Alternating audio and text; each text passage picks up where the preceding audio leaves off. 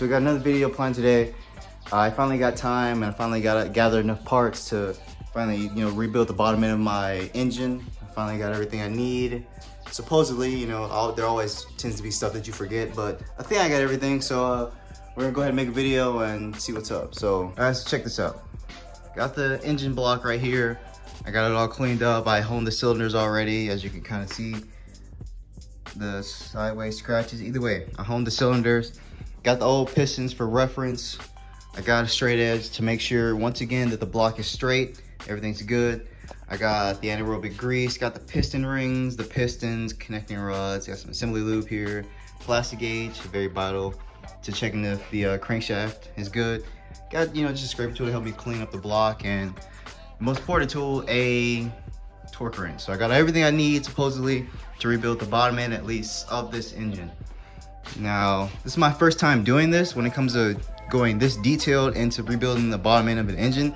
So far, the furthest I've gone is piston rings. I've replaced piston rings on this exact same, well, the other engine, which is over there. But I've replaced piston rings and bearings on a bottom end of an engine. That's as far as I've gone.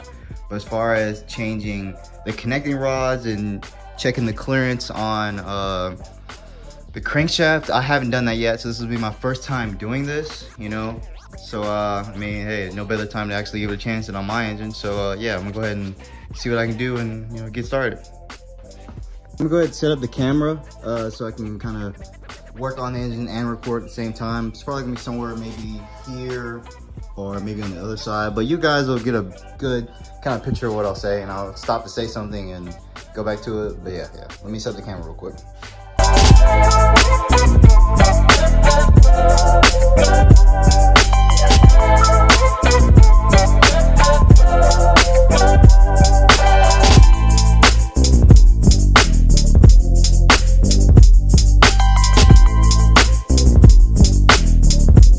Alright, so we got the bed plate back off. Right now what we're gonna do is we're gonna use some engine assembly lube, and we're gonna put on the main crankshaft bearings as long as the top ones, and then we're gonna use the plastic gauge to make sure there's enough clearance.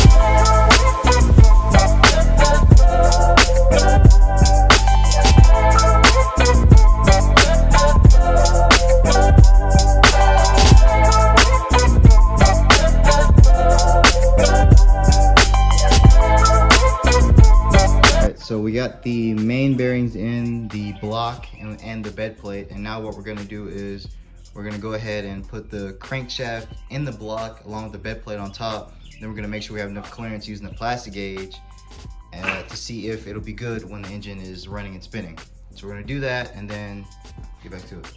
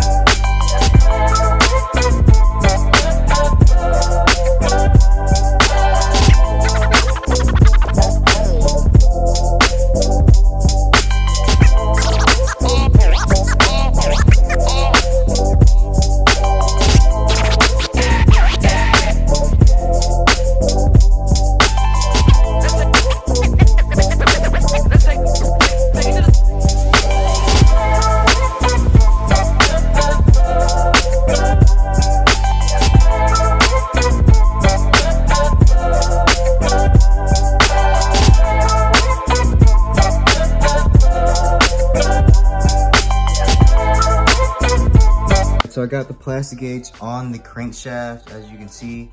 Now I'm about to put the bed plate on the crankshaft and block, and then tighten them down to torque specs, and then make sure it checks out with clearance, and then we should be able to wrap this part of the engine block up.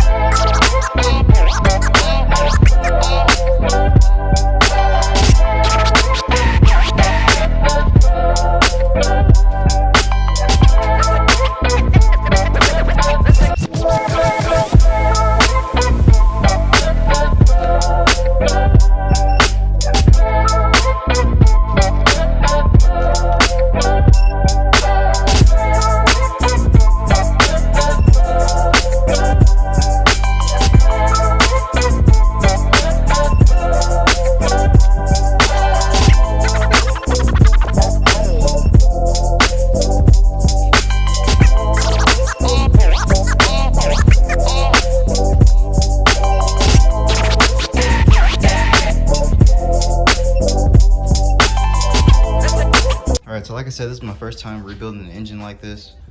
So here's the plastic gauge, and here's me measuring again. It seems to check out, and if you look closely, 1 second, I think the specs is 0.022 to 62, and this one isn't within spec. You check the next one. Trying to hold it and record at the same time. That's within spec. It's about right there at 25. This next one, it's about the same, right there at 25. Now I don't know if I squished it down too much. I mean, I torqued it to the spec, which was 55. This one, they all seem to be in spec. About right there. So what I'm gonna do now is I'm going to clean off the journals of the plastic gauge, use the anaerobic sealant, and remember to put this oil O-ring on this, and then tighten it back down, and then we'll go from there.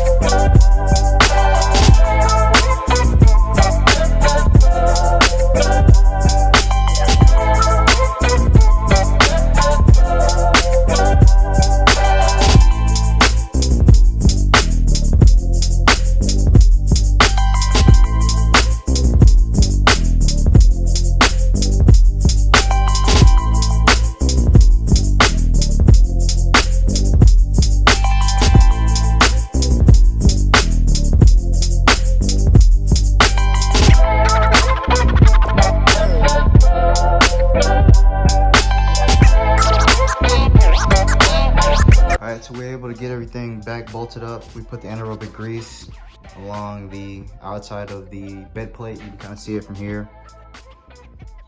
Yeah, everything seems to be in spec. The crankshaft is turning pretty nice. I don't really see any friction.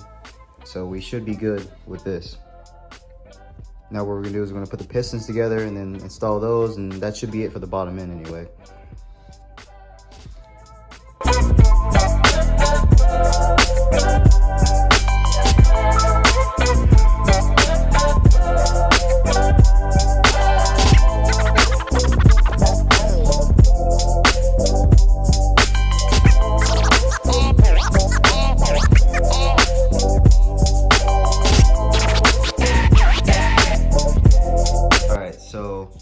We got the crankshaft in the bed plate and engine block successfully. It spins great, so it's fine with that. I don't feel any friction when I'm spinning it, so I'm pretty sure we did it right, and we're gonna go along with that. Fortunately, we can't install the pistons and connecting rods now because I realized that you have to get them pressed in or heated in. So what I'm probably gonna do is take them to a machine shop or see if I can get, one of my coworkers to help me out with that. But for now, this is a good stopping point. I'm gonna stop the video here, and I'll just, catch you guys on the next video. Please like, comment, and subscribe, and tell me what you're doing with your car and your build and how far you're on along with that. So with that being said, I'll see you guys in the next one.